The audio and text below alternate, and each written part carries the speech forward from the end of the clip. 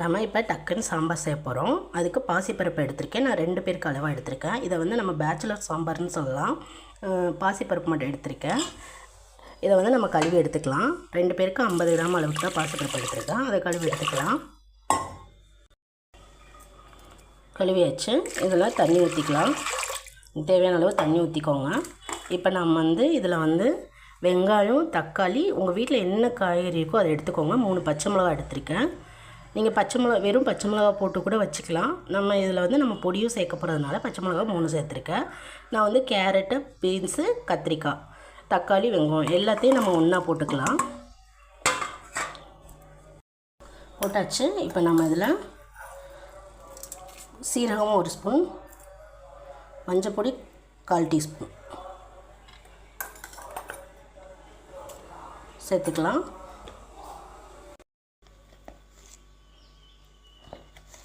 அரை ஸ்பூன் அளவுக்கு சக்தி சாம்பார் தூள் தான் சேர்த்துருக்கேன்.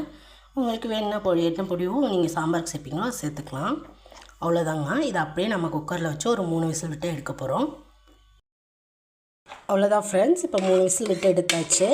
இதை நம்ம கடைஞ்சிக்கலாம்.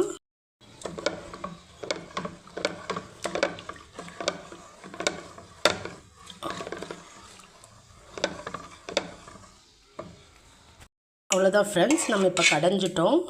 இந்த மாதிரி 1-2 நாள் நீங்கள் கடைஞ்சிக்கோங்க. இப்போ நம்ம கொத்தமல்லி தழையும் பெருங்காயத்தூளும் சேர்த்துக்கலாம்.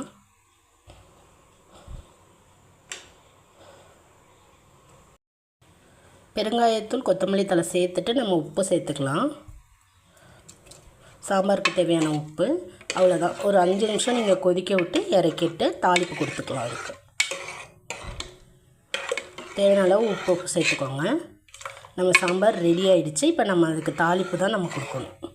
அவ்வளோதாங்க. நம்ம கடுகு, கருவேப்பிலை போட்டு தாளிச்சிக்கலாம்.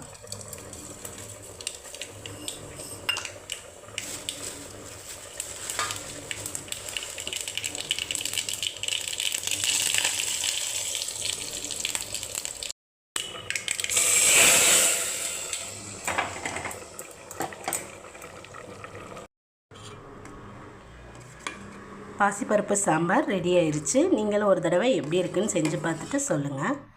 Bye friends.